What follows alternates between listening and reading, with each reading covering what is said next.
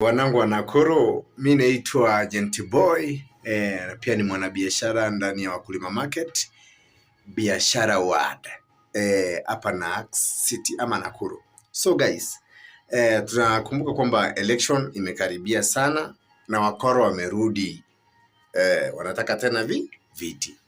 Lakini ningeambia youth, hebu chukua kura. Ukishachukua kura, ukisema huko kadi, basi tunaweza tukachagua kiongozi yote yule ambayo tunamtaka.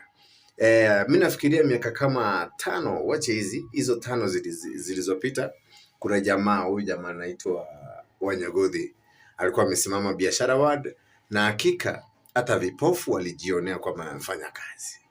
Kwa hivyo, kwa sababu ya uoga wa some of politicians, magavana na wabunge wakaungana, kwa sababu wenyewe walikuwa wameona huyu jamaa ni hatari sana. Kwa hivyo wakamchezea karata, wakamtoa kwenye game. Lakini this time tunasema kama kijana tuko kadi. Kama tuko kadi, basi biashara ward mpigie Wanyagodhi aweze kuleta maendeleo bwana. Sivyo? Naitwa Gentiboy hapa.